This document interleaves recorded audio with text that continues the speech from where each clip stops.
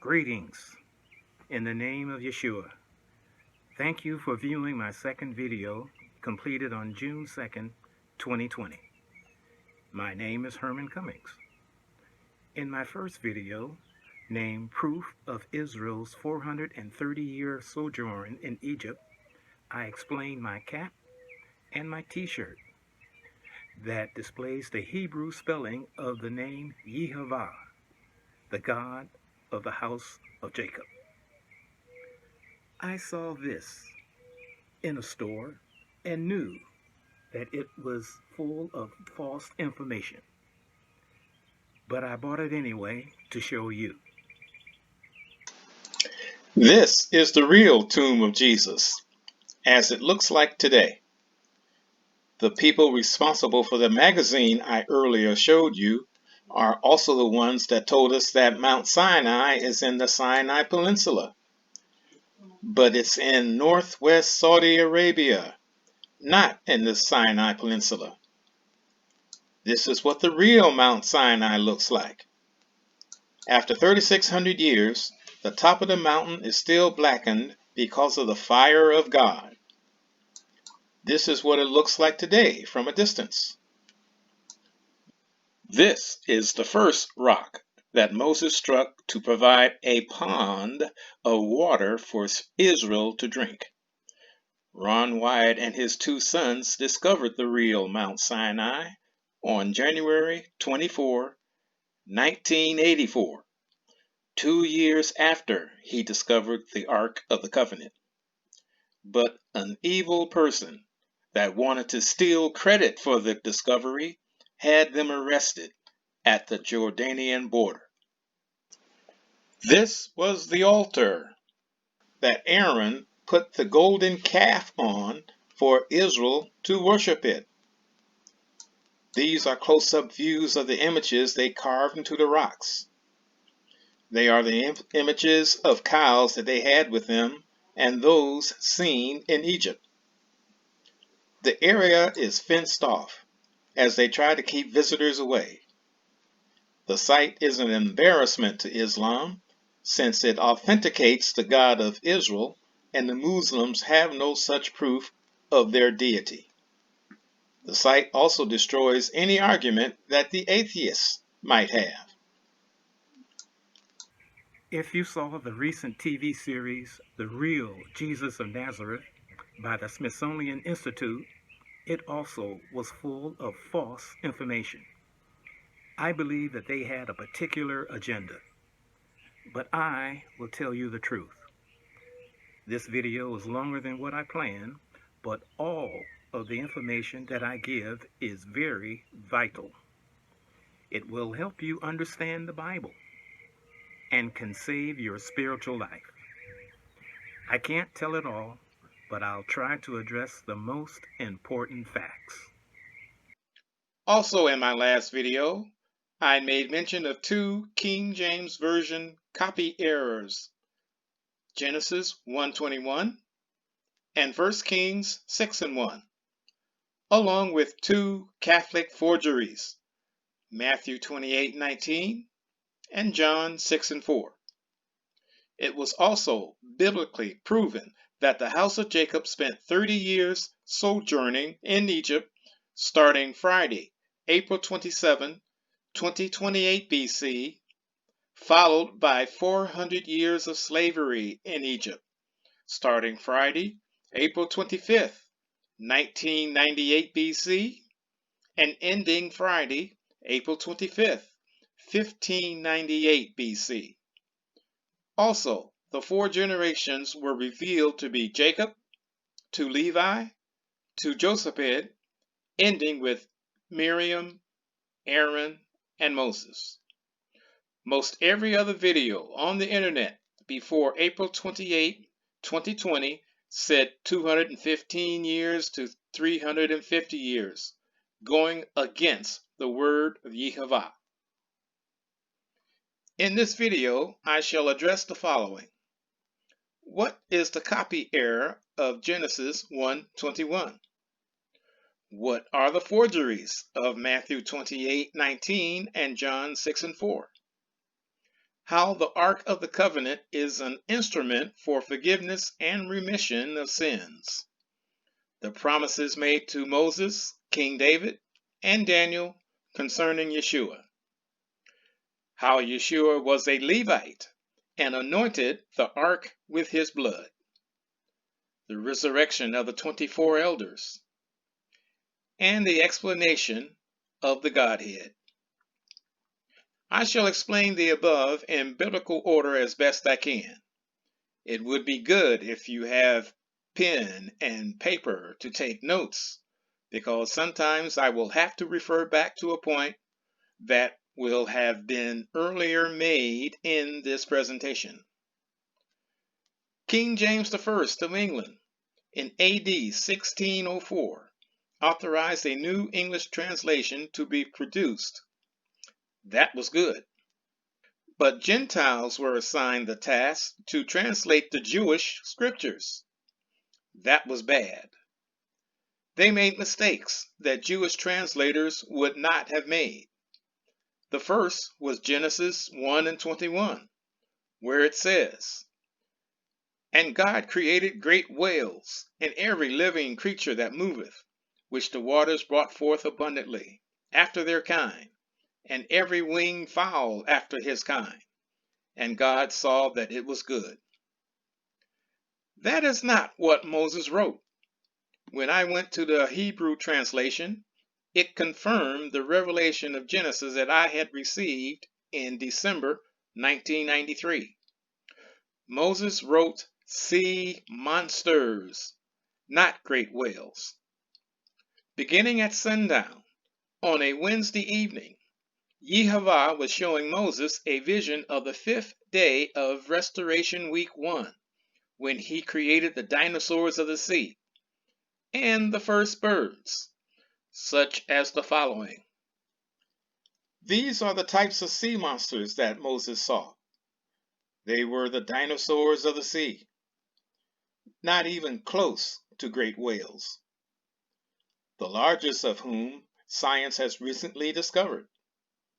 And of course, we have the first birds. More than once, I've heard people who didn't believe in the Bible ask, where are the dinosaurs in the Bible? Well, here they are in Genesis 1:21. Moses was shown the day that Yehovah created the first birds and the dinosaurs of the sea, which was the 5th day of that particular week. Yehovah created the land dinosaurs the next day of that week, but Moses was not shown that day. The 6th day that God showed Moses was of the following time period, Restoration Week 2, after the extinction of the dinosaurs, which was of the time period that the first horse in the fossil record was created, namely Eohippus. That was the 3rd advent of mankind, which was the first to be made in God's image. That's why the sequence of events is different in the 2nd chapter of Genesis, when it speaks of Adam, the animals, and then Eve. They were the 6th advent of mankind. So it was 2 different time periods, 2 different advents of mankind. When Yehovah made Adam, he was given the title deed to the earth and ownership of his soul. But Satan stepped in, where we read from Genesis chapter 3, verses 6 to 7. And when the woman saw that the tree was good for food, and that it was pleasant to the eyes, and a tree to be desired to make one wise, she took of the fruit thereof, and did eat, and gave also unto her husband with her, and he did eat. And the eyes of them both were open, and they knew that they were naked, and they sewed fig leaves together, and made themselves aprons. Adam, a human male earthling, made without sin, went to the pawn shop of Satan, and relinquished ownership of his soul and the title deed of the earth. Only a human male earthling without sin could redeem the earth and mankind's soul back from Satan. The role of a king and that of a priest has always been separated, except for two people. The first was Melchizedek. Reading from Genesis chapter 14, verses 17 to 19. And the king of Sodom went out to meet him after his return from the slaughter of Chedorlaomer and of the kings that were with him at the valley of Shaveh, which is in the king's dale. And Melchizedek, king of Salem, brought forth bread and wine, and he was of the priests of the Most High God. And he blessed him and said, Blessed be Abram of the Most High God, possessor of heaven and earth. Who was Melchizedek? A city and a man established right after the flood of Noah, and it vanished after the destruction of the 5 cities of the plain. In my opinion, it was Yehovah manifested in visible form, waiting about 375 years to give the blessing to Abraham. We will find that only a divine entity can be both priest to the Lord God and a king. I will now introduce the Ark of the Covenant as an instrument for the forgiveness of sins. We will now go to various verses in Leviticus chapter 16. Starting with verse 5. And he shall take of the congregation of the children of Israel 2 kids of the goats for a sin offering, and 1 ram for a burnt offering. And Aaron shall offer his bullock of the sin offering, which is for himself, and make an atonement for himself and for his house.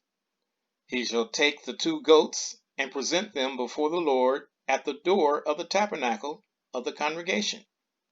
And Aaron shall cast lots upon the 2 goats, 1 lot for the Lord, and the other lot for the scapegoat. And Aaron shall bring the goat upon which the Lord's lot fell, and offer him for a sin offering. But the goat on which the lot fell to be the scapegoat shall be presented alive before the Lord, to make an atonement with him, and to let him go for a scapegoat into the wilderness. If you didn't know before, now you know where the term scapegoat came from. I will refer to it again later in this presentation. Now we jump to verse 14. And he shall take of the blood of the bullock, and sprinkle it with his finger upon the mercy seat eastward, and before the mercy seat shall he sprinkle of the blood with his finger 7 times. Then shall he kill the goat of the sin offering, that is for the people, and bring his blood within the veil, and do with the blood as he did with the blood of the bullock, and sprinkle it upon the mercy seat, and before the mercy seat. And Aaron shall lay both his hands upon the head of the live goat, and confess over him all the iniquities of the children of Israel, and all their transgressions, and all their sins, putting them upon the head of the goat, and shall send him away by the hand of a fit man into the wilderness. And the goat shall bear upon him all of their iniquities unto a land not inhabited, and he shall let go the goat in the wilderness. And this shall be a statute for ever unto you, that in the 7th month, on the 10th day of the month, ye shall afflict your souls, and do no work at all, whether it be one of your own country, or a stranger that sojourneth with you. And this shall be an everlasting statute unto you, to make an atonement for the children of Israel for all of their sins once a year. And he did as the Lord commanded Moses. In the above verses, the high priest would sprinkle animal blood on the east end of the ark, specifically the mercy seat, which was the left-hand side of the throne of God. Israel would then have forgiveness of sins just for the past year, which began on the 10th day of the 7th month, the month of Tishri. The next year, on Yom Kippur, the priest would have to repeat the task again for this year's sins. In my last video, I took exception to the false teaching of the sinful Pharisees that have taught that Tishri was the first month of the Hebrew year, when Yehovah said the following in Exodus chapter 12, "And the Lord spake unto Moses and Aaron in the land of Egypt, saying, This month shall be unto you the beginning of months. It shall be the first month of the year to you. It was the month of Aviv that the house of Jacob came out of the land of Egypt."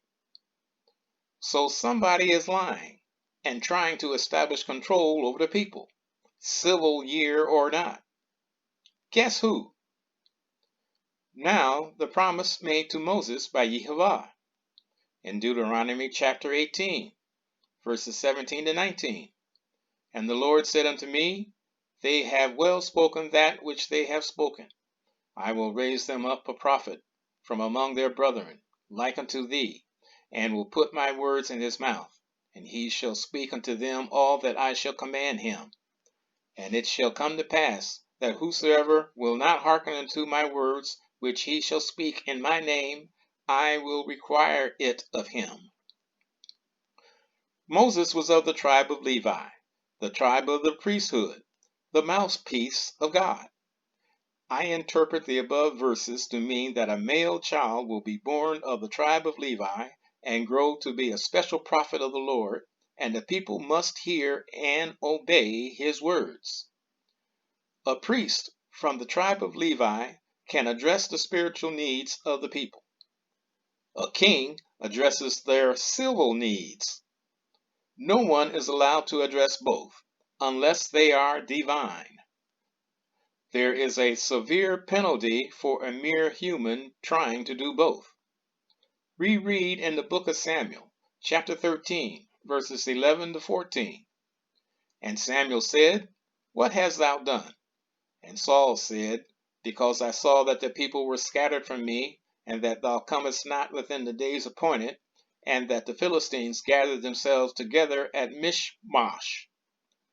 Therefore, said I, the Philistines will come down now upon me to Gilgal, and I have not made supplication unto the Lord. I forced myself, therefore, and offered a burnt offering. And Samuel said to Saul, Thou hast done foolishly.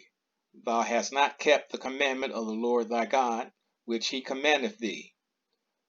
For now would the Lord have established thy kingdom upon Israel forever. But now thy kingdom shall not continue. The Lord hath sought him a man after his own heart, and the Lord hath commanded him to be captain over his people, because thou hast not kept that which the Lord commandeth thee." Obedience is better than sacrifice, as Saul later found out. King David took another man's wife and had the husband killed, but David kept the throne in his family. So which was the greater sin? Now the promise that was made to David by Yehovah. 2 Samuel chapter 7, starting with verse 12.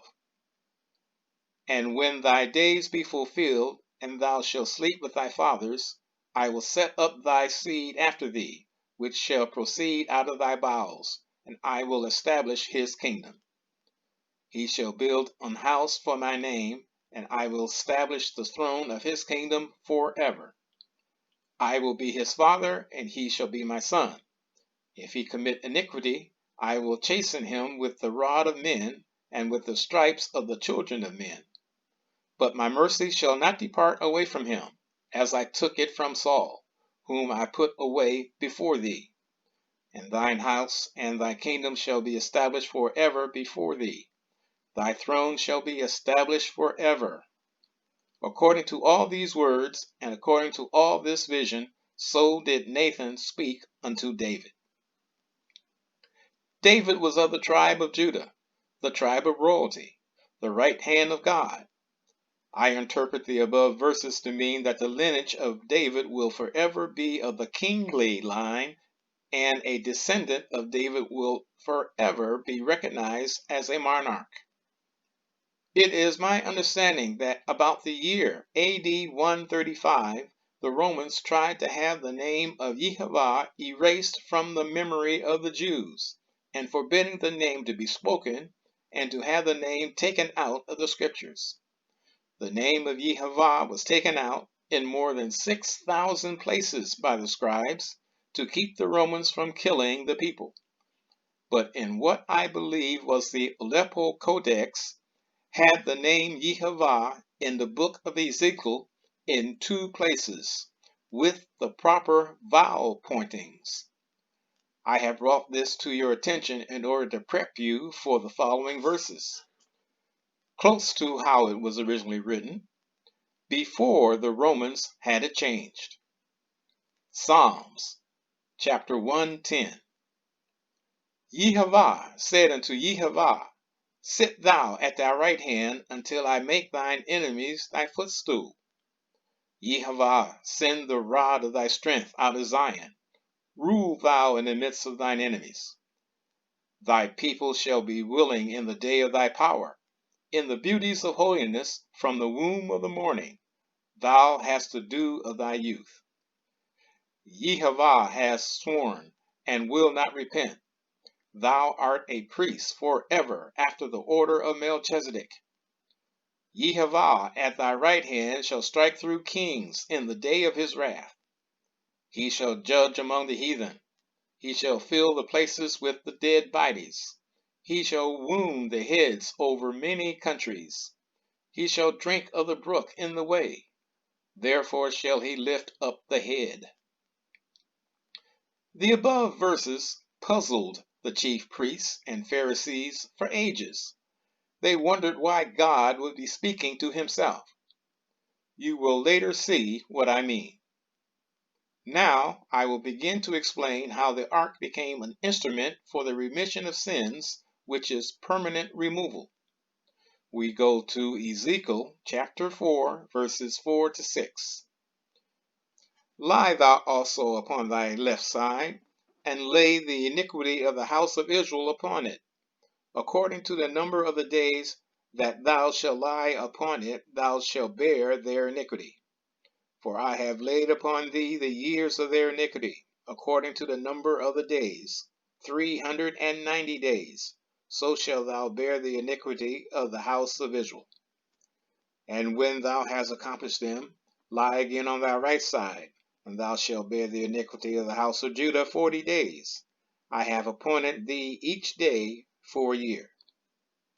My interpretation of the above 3 verses is that 40 years before the fall of the northern kingdom of Israel, Ezekiel was conveying the sign from Yehovah that after 260 years, which started in 982 BC, that the kingdom would fall. Subtract 260 years from 982 gives us the year 722 BC. With 130 years remaining. Now subtract 130 years from 722 BC and we get 592, when Babylon commanded submission from the southern kingdom, Judah. 5 years later, in 587 BC, Jerusalem was under siege. Jeremiah and a band of priests took the artifacts from the Holy of Holies down under the temple. Using an elevator system that Solomon had installed, they hid the ark and other artifacts in a hidden chamber in Mount Moriah, right under a particular spot, 40 feet under a place where later would be called Golgotha, the place of the skull. Take note of this. It was shameful that for many years, people in Ethiopia have been running a scam saying that they had the Ark of the Covenant. But for what reason? All liars shall have their part in the lake, which burns with fire and brimstone. Now, the promise that was made to Daniel by Yehovah. We go to the book of Daniel, chapter 9, where the archangel Gabriel is delivering prophecy to Daniel. Verse 24, 70 weeks are determined upon thy people and upon the holy city, to finish the transgression, and to make an end of sins, and to make reconciliation for iniquity, and to bring in everlasting righteousness, and to seal up the vision and prophecy, and to anoint the most holy. Let me pause here. The above verse is a big mouthful. It essentially says that the table is about to be set to put an end to the reign of Satan, take back the title deed and souls of mankind, provide remission of sins, make preparation for the eternal reign of the Messiah, bring all previous promises to fulfillment, and give Yehovah his due, or what is properly owed to him. Next verse. Now therefore, and understand that from the going forth of the commandment to restore and to build Jerusalem unto Messiah the Prince shall be 7 weeks and 62 weeks. The street shall be built again, and the wall, even in troublous times. Let me pause. He makes reference to 69 of the 70 weeks. The 70-week prophecy is in 3 layers. The first layer is speaking of the first 2 advents of the Messiah. The first will be 483 years from when the last decree is issued to return to Jerusalem and finish building it. The remaining week is in waiting. I think it begins 2 years from now in the future. The first wave decreed by Cyrus was with Zerubbabel in about 517 BC, when the 70 years of exile was completed. But the decree by Artaxerxes in 457 BC with Ezra is the wave that the prophecy was referring to, as we read from Ezra chapter 7 verses 7 to 9. And there went up some of the children of Israel, and of the priests, and the Levites, and the singers, and the porters, and the Nethinims unto Jerusalem in the 7th year of Artaxerxes the king. And he came to Jerusalem in the 5th month, which was in the 7th year of the king. For upon the 1st day of the 1st month began he to go up from Babylon, and on the 1st day of the 5th month came he to Jerusalem, according to the good hand of his God upon him. If you subtract 483 years from 457 BC, that gives you AD 27, when something good was going to happen. Remember to take note of this also. Now, continuing with Daniel. And after 62 weeks shall Messiah be cut off, but not for himself. And the people of the prince that shall come shall destroy the city and the sanctuary, and the end thereof shall be with a flood, and unto the end of the war desolations are determined. Let me pause. The second layer of 70 weeks, or 490 days, is being addressed. The Messiah will die in the middle of the 63rd week, but will do so for the sake of others. As it turned out, 40 years after Messiah died, Rome came in and destroyed the temple and ransacked Jerusalem. Verse 27, and he shall confirm the covenant with many for 1 week, and in the midst of the week he shall cause the sacrifice and the oblation to cease. And for the overspreading of abominations he shall make it desolate, even until the consummation, and that determined shall be poured upon the desolate. Transitioning to Rome, the beast, namely the Antichrist, he will make a 7-year covenant, but will renege after 3.5 years, or 1260 days. And then the brimstone will hit the fan. I'll go into greater detail in my next video.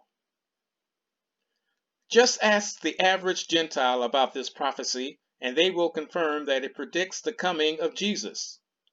But if you show this to the average Jew, especially one of the rabbis, they will say, Yeshua wasn't the Messiah. The Messiah has not come yet. Oh yeah? So all of the Hebrew scriptures are true except for this one? So Gabriel was mistaken?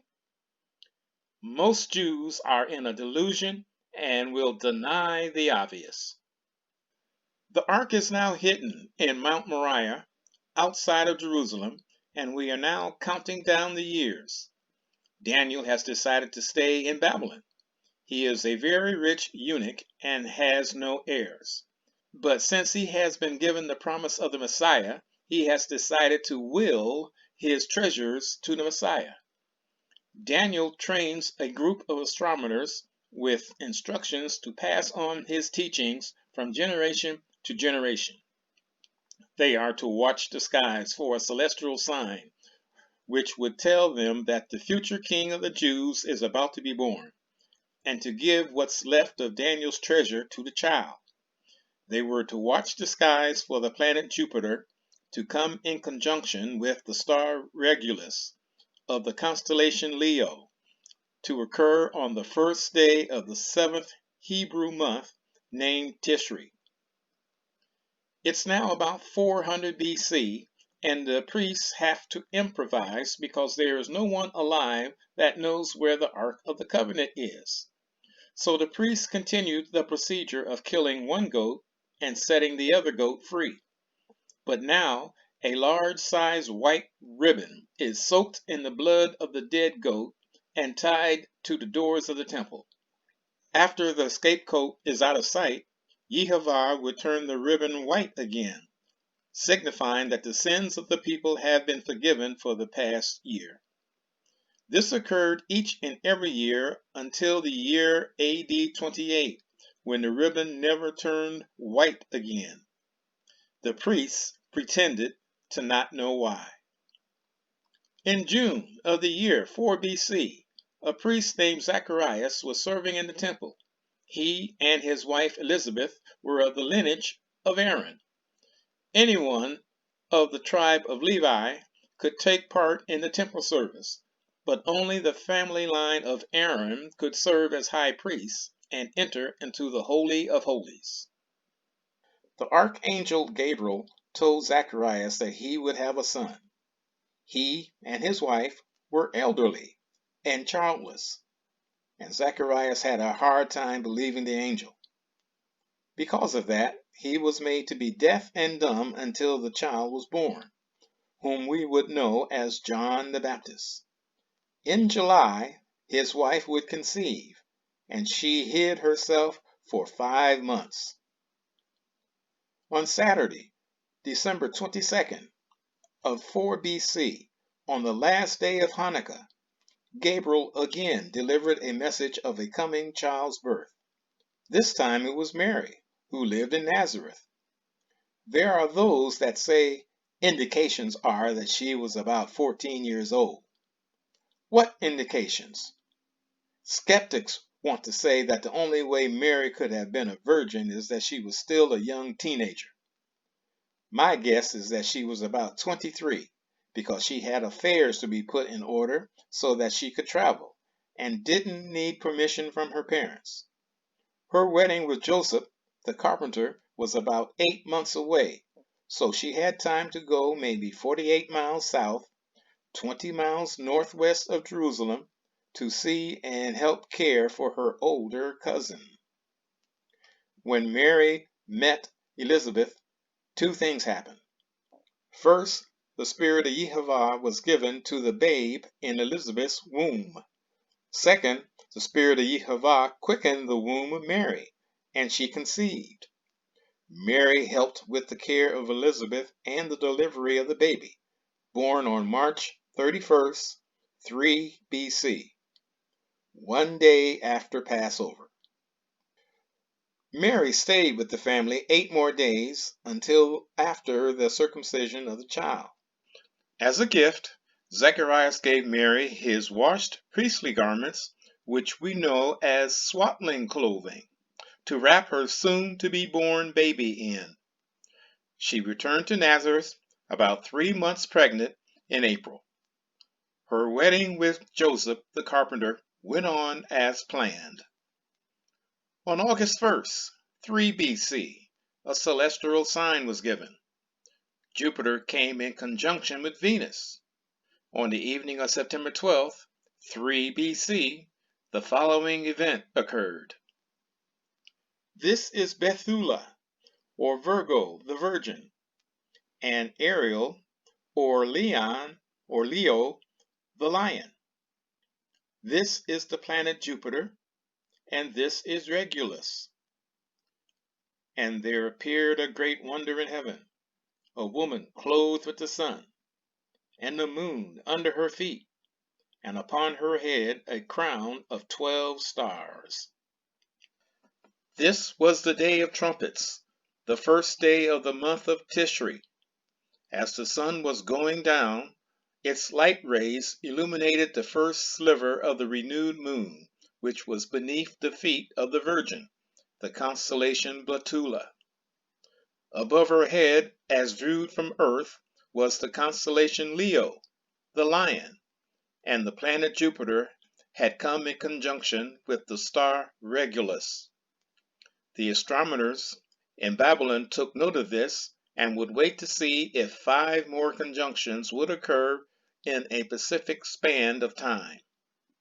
The decree from Caesar Augustus had been given that all men had to go to their place of ancestry and register for the census. Joseph had to take Mary on the 8-day journey to Bethlehem, which would normally be 5 days, but Joseph had to take it slow. When they finally arrived in Bethlehem on about September 24th, there were no rooms to rent because all were taken. The Feast of Tabernacles was to begin in 2 days, and men had come earlier in the week to have their wives stay in rooms while they would build sukkahs, or small tabernacles, to stay in during the 7-day feast. A sukkah is a temporary hut topped with branches, constructed for use during the week-long feast. This is an example of a sukkah, or booth. You can also call it a tabernacle. This is a modern one that has perks, but most would look more like this. At the time of Joseph, rows of sukkahs would be in the street on both sides. Therefore, the women would not stay with their husbands in the booths, but since the rooms were all taken, Mary had to stay with Joseph, and he had to build one large enough for him and his new family. Yeshua was not born in a cave, nor in a barn, and was not put in an animal food trough. Another mistake by Gentile translators. Instead of manger, they should have said booth. I imagine that Yehovah did not let it rain that week. Shepherds were in the pasture at night with their sheep. Autumn was not even 1 week old. The Catholic regime changed the celebration of the birth of Yeshua to December 25th, the birthday of Tammuz, in honor of their worship of the sun gods. After October, there are no nutrients in the grass for the sheep to eat. The Catholic regime expected everyone to believe that shepherds take their sheep out at night to pasture in the wintertime. We will expose several Catholic falsehoods in this video. Reading from Matthew chapter 1, verse 21. And she shall bring forth a son, and thou shalt call his name Jesus, for he shall save his people from their sins. The Messiah's name is not Jesus. Just like a man from France, their name is not Peter. It's Pierre. The name of Jesus has no meaning, but the name Yeshua has a Hebrew meaning. It is the short form of saying Yehovah is our salvation, or Yehovah saves. Because of our inherited ignorance, Yeshua honors the name Jesus, but I believe he would be more appreciative if you would use his proper name. Instead of Jesus Christ, say Yeshua, the Messiah. Can Matthew, the tax collector, count? From Abraham to King David were 14 generations with 14 names. From King David to the carrying away to Babylon were 14 generations with 14 names. So far, so good. But from the carrying away to Babylon to Yeshua were 13 generations with 14 names. What? Is that another mistake by translators? Matthew wrote his gospel in Hebrew. Whoever tried to translate it did so in error. Mary would be the same generation as her husband, but Matthew wrote Joseph, the father of Mary. Mary's father, who also was named Joseph, was the 38th generation from Abraham, of the kingly line of David, and the 12th generation from the carrying away into Babylon. Mary was the 39th generation from Abraham, of the same kingly line, and the 13th generation from the carrying away to Babylon. Therefore, Yeshua was the 40th generation from Abraham and the 14th generation from the carrying away to Babylon, according to Matthew. Therefore, through Mary, Yeshua was a direct heir to the throne of David of the royal line. This qualified him to be king. But what qualified him to be high priest? To find that out, we have to revisit the lineage of Mary. We have to return to the family line of Aaron. Reading from 1 Chronicles chapter 6, verses 3 to 15, the priestly line of Aaron can be traced for 22 generations until Jehozadak, when Judah, the southern kingdom, was carried away into Babylon. Then the biblical record stops. However, family records were kept such that Zechariah and Elizabeth were both of the lineage of Aaron. In order for Elizabeth to be the cousin of Mary, both their mothers had to be sisters, and both being of the lineage of Aaron. Let's do the math. Let me set the record straight. The genealogy in Matthew chapter 1 is showing the lineage from Abraham to David through the kingly line of Solomon, through Joseph, the father of Mary. This is the kingly line of Mary through David and Solomon. This is the genealogy of Joseph, the stepfather of Yeshua, through Nathan. Luke chapter 3 displays the same lineage from Abraham to David, but through Nathan, another son of David. This is the family line of Joseph, the stepfather of Yeshua, still in the royal family, but not on the throne. For legal purposes and outward appearance, Yeshua would still be considered a descendant of King David. However, Yeshua inherited the birthright and bloodline of the monarchy through Mary. This is an abbreviated kingly line of David, of the tribe of Judah, through Joseph, the father of Mary. Mary was the only earthly parent of Yeshua. I would think that Mary had no brothers, and the bloodline ended with Yeshua. Here is a bird's eye view of the priestly line of the tribe of Levi. Right here is the period of time that Judah is taken into Babylon. Years after coming out of Babylon, I have fabricated names in red, which I use as placeholders. Zadok marries Naomi and has 2 daughters, Ruth the older and Rachel the much younger. Ruth marries Eli and has a daughter named Elizabeth. Elizabeth married Zacharias, and they have a son we know as John the Baptist. But Rachel, a Levite woman, marries Joseph of the kingly line of David. Mary would be their first of 2 daughters. Mary had 23 kingly chromosomes from her father and 23 priestly chromosomes from her mother. Yeshua received all his human attributes from his mother Mary, allowing him to be both king and high priest.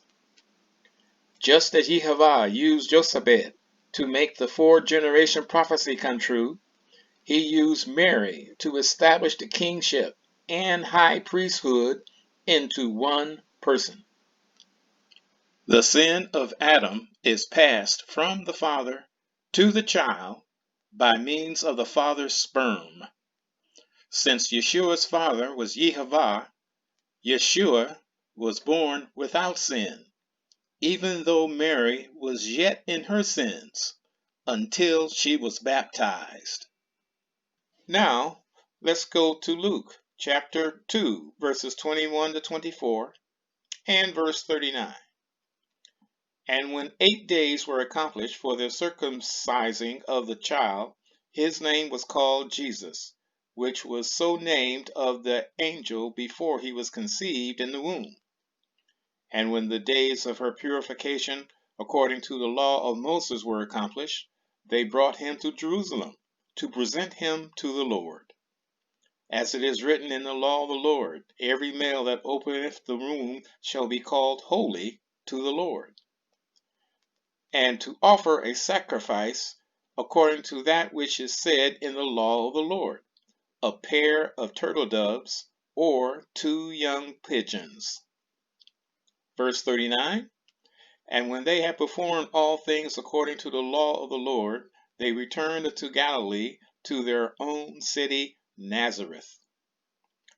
Wait, there is no mention of the Babylonian astronomers in this chapter. Why? It's because the astronomers have not seen the 7th conjunction of the planet Jupiter yet. The first conjunction with Venus was on August 1st, 3 BC, while the planet was on its way to the star Regulus.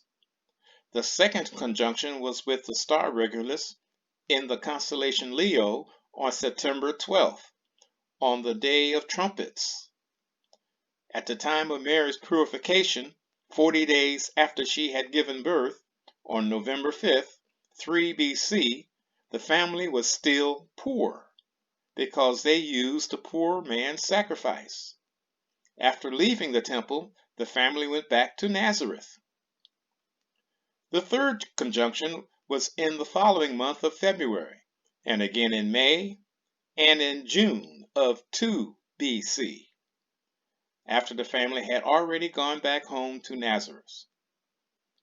When Jupiter came into conjunction with Venus 2 more times, in August and again in October, that is when the astronomers packed up Daniel's treasure and left for Jerusalem with armed guards, arriving in December of 2 BC. The astronomers first went to Bethlehem but didn't find Yeshua. But when evening came, they began to follow the star 70 miles north to Nazareth. Afterwards, Joseph and Mary journeyed to Egypt during Hanukkah and stayed at least 6 months. Joseph and Mary were not celibate in Nazareth and while they were in Egypt. By the way, here's an example of how stupid evil people are. Herod the Great had to know how the Pharaoh of Egypt suffered by trying to go against Yehovah. By trying to kill the infant that would be king, Herod punched his ticket for the lake of fire. Matthew chapter 2, verse 22. And he came and dwelt in a city called Nazareth, that it might be fulfilled, which was spoken by the prophets, he shall be called a Nazarene. Here is another error by the Gentile translators. Yeshua was never called a Nazarene. He was called a Netzer. Therefore, the tradition of Yeshua having long hair and the establishment of the Church of the Nazarene were started on false information. Isaiah 11, verse 1. And there shall come forth a rod out of the stem of Jesse, and a branch shall grow out of his roots. The village of Netzaret, spelled Nazareth in the King James Version, was a community of descendants of King David, which had a political difference with those that had lived in Bethlehem. So they left and established the village of Netzaret. Therefore, Yeshua was a Netzer, which is an olive branch that grows 30 or more feet from the original root system that may have been cut down some time ago. Let's jump forward in time. Remember when we spoke of Adam being a sinless human male that forfeited the birthright of his soul and title deed to the earth to Satan? The time came for Yeshua to redeem them back. Remember the first two layers of the 70-week promise given to Daniel. The first layer, the 70-week ministry of Yeshua, begins when John immerses Yeshua in the Jordan River. From that day that Yeshua was baptized, February 16, AD 27, till his disciples were baptized with his Holy Ghost, June 20, AD 28, was 70 weeks. Take note that Yeshua had not yet become the Messiah at his baptism, nor was he a divine entity. He first had to go into the wilderness and present his credentials at the pawn shop of Satan. He had to have never been in sin, had to have an earthly birth, and be an adult human male. He could not be divine at that time. At the end of the 40 days, Satan tried to nullify the redemption by trying to trick Yeshua into disqualifying himself. Instead, Satan had to put the redeemed valuables in layaway until the third coming of the Messiah. After being fed by the angels, Yeshua emerged from the wilderness, crossing the Jordan River as the Messiah. He was proclaimed as such by John, who had earlier baptized him. It was on Saturday, the first day of Aviv, March 29, AD 27. It was exactly 483 years to the day from when the last wave of Hebrews left Babylon, just as promised to Daniel, the second layer of the prophecy. Yeshua was now fully human and fully divine. Let's now jump 6 months later, near the end of the 6th Hebrew month, September 18, AD 27, a week before Yeshua's 30th birthday. He feeds 5,000 people with 5 leavened loaves and 2 fishes. The Catholic regime wanted to lengthen the time of Yeshua's ministry to 3.5 years, so they inserted John 6 and 4. And the Passover, a feast of the Jews, was nigh. That was a corrupt maneuver to please Constantine, when the actual feast that was approaching was the Day of Trumpets. On Yom Kippur, the 10th day of Tishri, September 30, AD 27, Yeshua was 30 years old and was ordained as the high priest at what we call the Transfiguration. This signified that Yeshua was the Levite prophet of whom Moses spoke. Again, we jump about 6 months later. Yeshua rode into Jerusalem about 6 minutes ahead of the high priest that was bringing the chosen lamb from Bethlehem. The crowd was expecting to see the priest arriving with the lamb, but instead they saw the high priest as the Lamb of Yehovah riding into the city on a donkey on the morning of the Sabbath, the 10th day of the month of Aviv. It actually was Palm Saturday, April 24, AD 28. There was no such thing as Palm Sunday, another Catholic falsehood. As set up by King David, the high priest would go to Bethlehem, choose the most perfect lamb, and bring it to Jerusalem near the temple to be examined the 10th through the 13th day of Aviv to see if it had any flaws. Yeshua was examined by the Pharisees, Herodians, scribes, and Sadducees. Yeshua answered them all profoundly. Then Yeshua asked them a question. Remember Psalms 110? Yeshua asked them, whose son is the Messiah? They answered, the son of King David. Then Yeshua asked them, how is it that David called the Messiah Yehovah?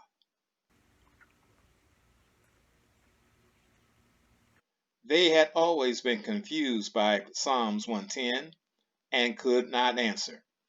Since they were embarrassed by Yeshua, they didn't ask him any more questions.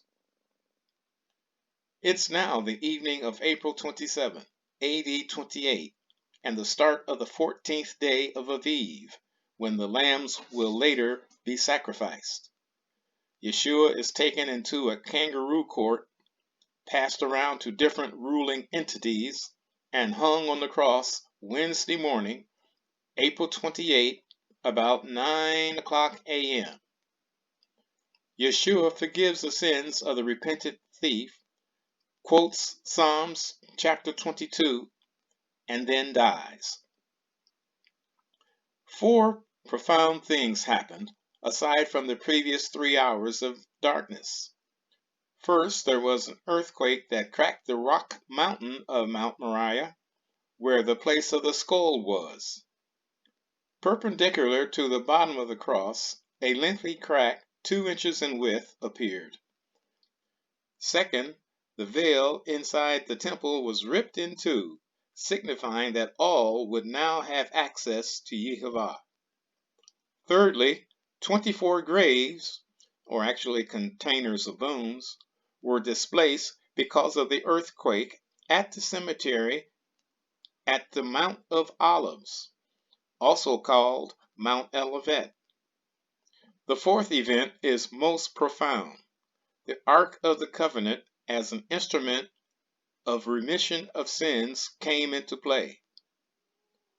Since the 7-day feast of unleavened bread would begin at sundown, the 15th day of Aviv was a high Sabbath, also called Day of Preparation. Jewish protocol would not allow a person to hang on the cross during that time.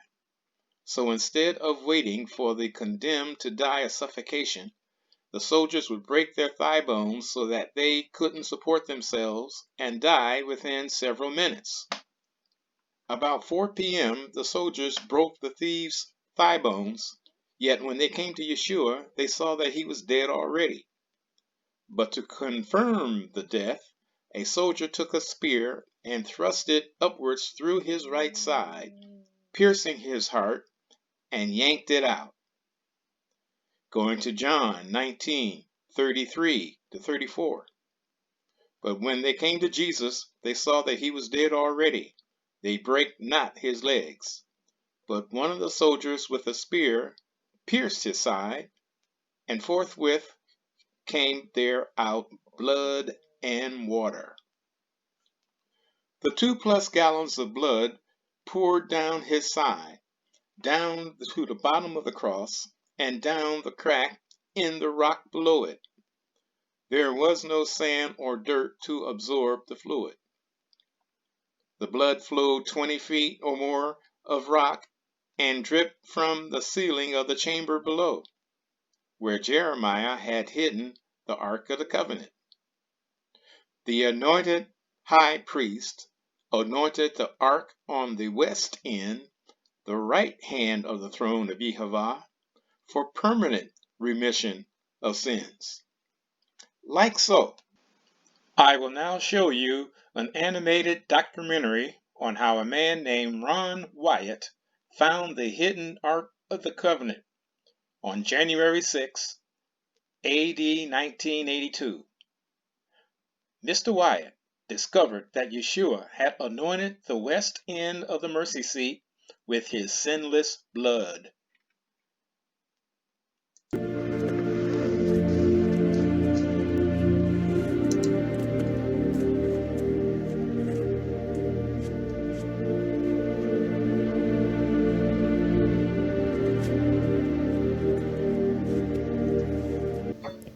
In December 1981, they continued their work inside the cave system, looking into any opening, crack, or cave they could find. However, all three of them ended up with a cold. Ron's two sons went back to the States, and Ron had to rely on help from others to continue. He wasn't going to give up, and felt God had promised him that he would find the ark on this specific trip. But now he had used all of his money, he was sick, and the work was very hard and exhausting. One of the locals that were helping him went through some of the smaller openings as he was thinner and could get into places Ron couldn't. While looking around, Ron found a chimney-like passage, and from there, a small tunnel where Ron had to exhale in order to squeeze himself through.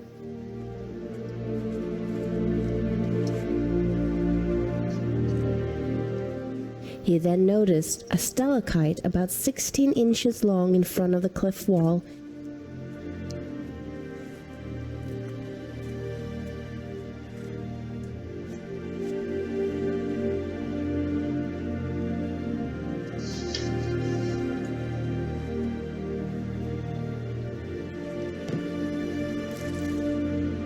Behind it was a hole, and Ron tried to look through it without any luck.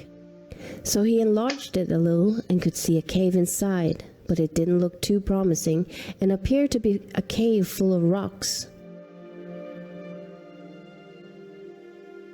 But he was determined to look everywhere. He enlarged the hole enough for his helper to crawl in, but he came quickly out again with a terrified look on his face, crying, "What is in there?" As I understand, his helper was an Arab Muslim who encountered divine terror and ran out of the cave complex, never to return. "What is in there? I'm not going back in there." And then he tried to get out of the cave system as fast as he could. Now Ron realized that there might be something there and enlarged the hole enough for him to squeeze himself in. It was now January the 6th, 1982. He then saw something reflecting back, something shiny and golden. At first he thought it could be the Ark of the Covenant, but when removing the animal's skin, he saw a gold-veneered table with a raised molding around the side, which consisted of an alternative pattern of a bell and a pomegranate. Ron felt sure this had to be from the first temple or the missing tabernacle furniture, and could be the original table of showbread. He then started to investigate the chamber more closely and looked around. He used his light and noticed a crack in the ceiling. Climbing closely to the rocks to the rear of the chamber, he saw a stone case right underneath the crack.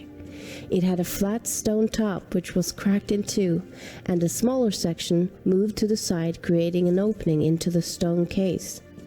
But the top was too close to the ceiling for him to be able to look inside it.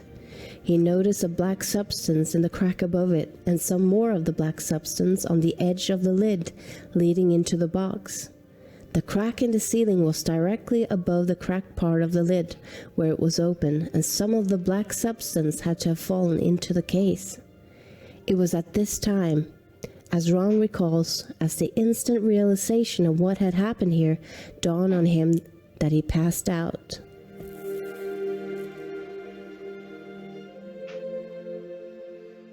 when he realized that the crack in the ceiling was the end of the crack extending from the crosshole found in the elevated platform many feet above him, and the black substance was blood that had fallen through the crack and into the stone case, he knew the ark was in the stone case. But the most overwhelming realization was that Christ's blood had actually fallen on the mercy seat on the Ark of the Covenant.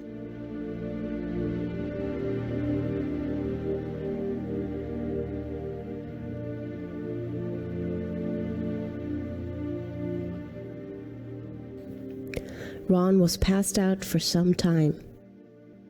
He later came back to the cave and managed to confirm that it really was the Ark of the Covenant. He informed the Israeli government of the discovery, but was told to keep it quiet. But Ron could not stay silent for long. Ron visited the chamber several times and reported that several items were in there in addition to the Ark of the Covenant in the stone case. The 7-branch candlestick holder with their lamps from the original sanctuary, the golden altar of incense, the table of showbread, a golden censer, an ephod, a mitra with an ivory pomegranate on the tip, a brass shekel weight, oil lamps and a brass ring, and a very large sword.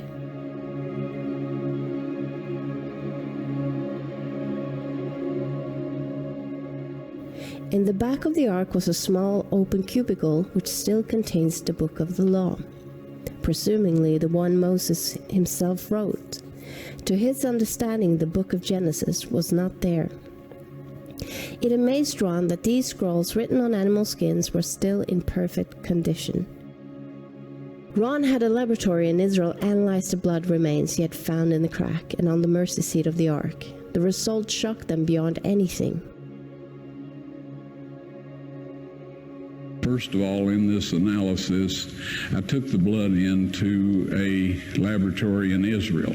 I asked one of the people I work with in antiquities, where is a good laboratory that does reliable work? And they said, such and such, such and such. I took it. I just said, please examine this blood and tell me what you can tell me about it.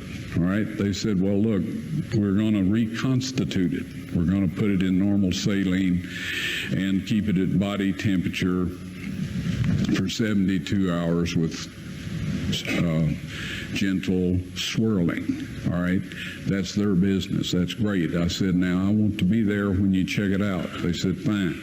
So I was back. They checked it out. I said, now, they said it's human blood. We can tell that. They did whatever tests they need to do.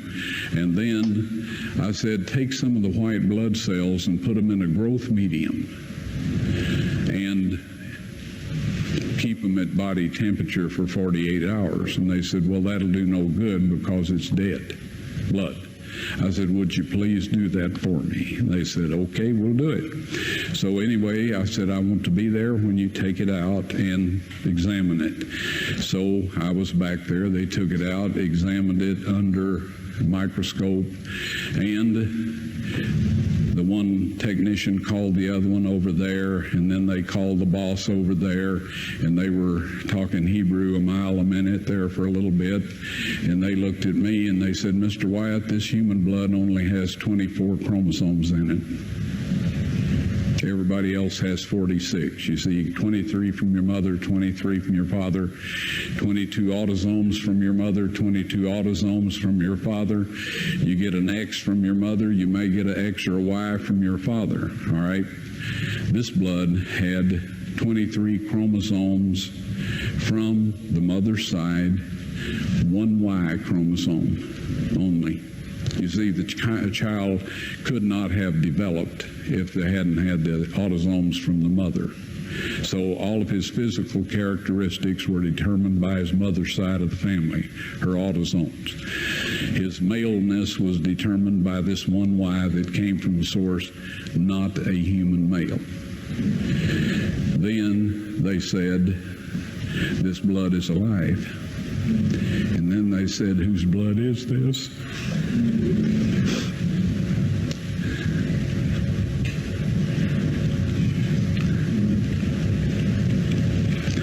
said, "It's the blood of your Messiah."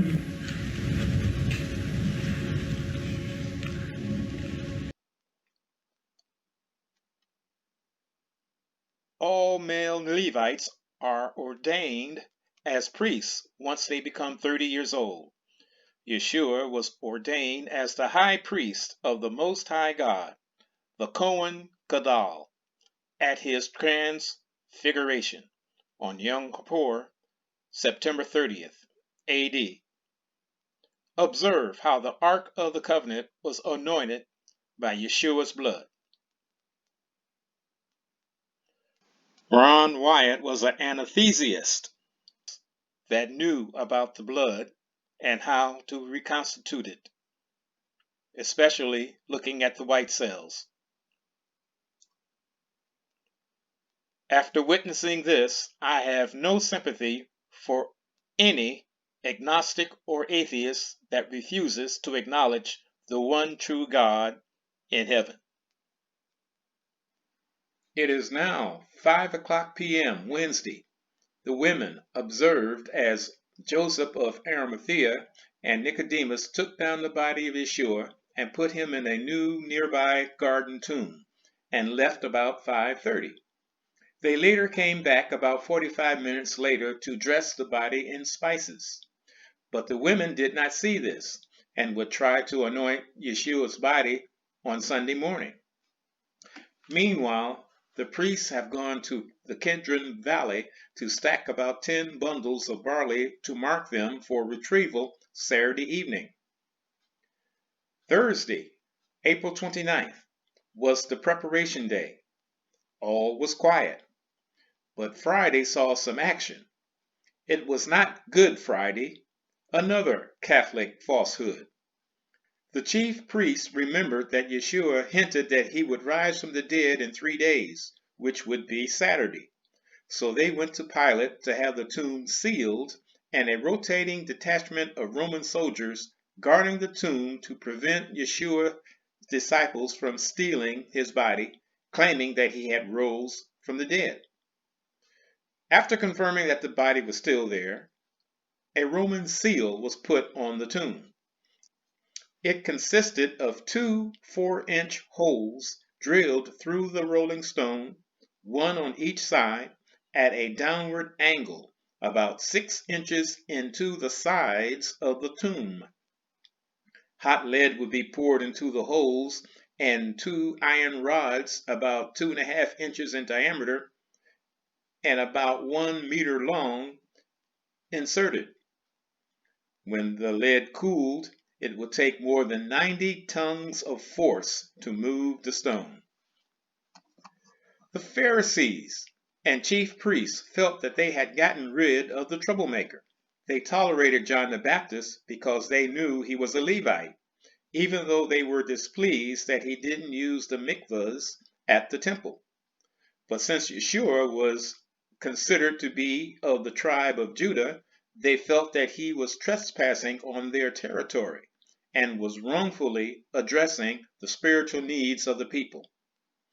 And he exposed their sins to the public. It is now Saturday, late afternoon, about 5:30 p.m., 72 hours after Yeshua was put in the tomb. Yeshua rises from the dead and folds his linen.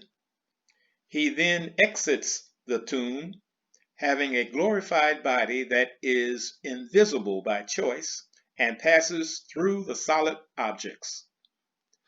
For the next 12 hours, the soldiers will be guarding an empty tomb. At sundown, the priests go to the Kidron Valley to cut and gather up the 10 or so stacks of barley and head back to the temple. When they leave the valley, the bones in the 24 containers resurrect into the live bodies that had died. Then, from a distance, they follow the priests back into Jerusalem and wander in the city all night. Going to Matthew chapter 27, verses 51 to 53. And behold, the veil of the temple was rent in twain from the top to the bottom, and the earth did quake, and the rocks rent, and the graves were opened, and many bodies of the saints which slept arose, and came out of the graves after his resurrection, and went into the holy city, and appeared to many. It is now very early Sunday morning, about 5:15 a.m., an hour before sunrise, the second day of May, A.D. 28. An angel comes down and rolls the sealed stone away from the entrance of the tomb. Facing the tomb, the right side of the tomb is shattered because of the upward motion of the inserted lead and iron rod from the right side. As it rolls to the left rod causes the stone to lift up in the air, and the rod shears, letting the stone fall back to the ground. This is what the real tomb of Yeshua looked like before he was put in it. Joseph of Arimathea and Nicodemus carried the body into the tomb. They later came back after the women left to anoint the body with spices, and then rolled the stone back into place. Roman guards poured hot lead into drilled holes and inserted iron rods on each side. A rotating detachment of Roman soldiers guarded the tomb around the clock. Take note of the two iron rods, one on each side. The right side of the tomb was torn apart when the stone was rolled away because of the iron rod encased in lead that was inserted through the stone into the tomb wall. The left iron rod caused the stone to be lifted up in the air and came crashing down. The left iron rod was only twisted and sheared off. The angel that moved the stone sat on top of it. So this is what the tomb looks like today. The left iron rod is still there. This is a close-up view of the remaining iron rod, proving an entity or mechanism of great strength moved the stone. Take note that the right side of the tomb had to be repaired because the upward motion of the right iron rod tore up the tomb wall. But the left iron rod was only twisted and sheared off. With all of the noise that commotion did make, was the public supposed to believe that all of the detachment of soldiers slept through it all? Did they all go to sleep at the same time? Let's go to Matthew chapter 28, verses 11 to 15. Now when they were going, behold, some of the watch came into the city, and shewed unto the chief priests all the things that were done. And when they were assembled with the elders, and had taken counsel, they gave large money unto the soldiers, saying, Say ye, his disciples came by night, and stole him away while we slept. And if this come to the governor's ears, we will persuade him and secure you. So they took the money and did as they were taught. And this saying is commonly reported among the Jews until this day. The stupidity of evil men. If there was ever any question of the authority and authenticity of Yeshua, the resurrection and the rolling away of the stone by an angel authenticated that Yeshua was in favor of Yehovah. Did the chief priests repent and decide to follow Yeshua? No. They wanted to maintain power and influence over the people. Reminds me of the Pharisees. They chose to have the soldiers tell a lie and intervene at their court-martial for sleeping while on post, rather than to tell the people the truth about Yeshua. The garden tomb with the remaining sheared iron rod on the left side is a living testimony of the resurrection. Later that morning, Mary Magdalene tries to embrace Yeshua, but he doesn't let her, because the high priest can't be touched until after he administers the first fruits offering. Yeshua takes the 24 resurrected saints to heaven to present them to Yehovah, and they become the 24 elders spoken of in the book of Revelation. 40 days later, Yeshua is about to ascend to heaven for the second time. In the King James Version, Matthew 28:18-19 says the following, "And Jesus came and spake unto them, saying, All power is given unto me in heaven and in earth. Go ye therefore and teach all nations, baptizing them in the name of the Father, and of the Son, and of the Holy Ghost." This was another Catholic forgery. Matthew wrote his gospel in the language of Hebrew, which is now secured in Jerusalem. It says, Yeshua drew near to them and said to them, To me has been given all power in the heavens and on the earth. Go ye and invite all the people to believe in my name and to do my words. Take away the false narrative of Matthew 28:19, and what do you have left concerning water baptism? You have Acts 2:38, Acts 8:16, and Acts 19:5. The Catholic regime is the reason most people that thought that they were Christians have died in their sins, because they were not correctly born of the water. In order to obtain remission of sins, we must be water immersed using the name of Jesus, or Yeshua the Messiah. The name of Yeshua is the cleansing agent that washes away our sins. The Protestant technique called the sinner's prayer is a false substitute that's not in the Bible and never was used by the apostles. The way sinners find salvation is only found in the book of Acts of the Apostles. For those that want to make the rapture, they must accept the required birth of the water and Spirit. Only after doing so, the epistles were written for the saints for the perfection of their salvation. Rome was a Gentile nation of the occult and believed in polytheism. Matthew 28:19 was changed in order to give credence to the Gentile doctrine of the Trinity, which is false. If there was such a thing, Israel, specifically Moses, would have known about it. Did Moses ever speak to anyone other than Yehovah? There was no other entity to talk to. In the Old Testament, Yehovah put his spirit upon people. In the New Testament, Yeshua puts his ghost within the souls of mankind, and the Spirit would then speak, announcing its arrival. The only difference between a spirit and a ghost is that a ghost once had a human existence. Let's read the following. Deuteronomy 6:4. Hear, O Israel, the Lord our God is one Lord. Isaiah chapter 43, verse 11. I, even I, am the Lord, and besides me there is no Savior.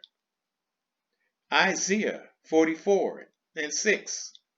Thus saith the Lord, the King of Israel, and his Redeemer, the Lord of hosts. I am the first, and I am the last, and besides me there is no God. Isaiah chapter 44, verse 8.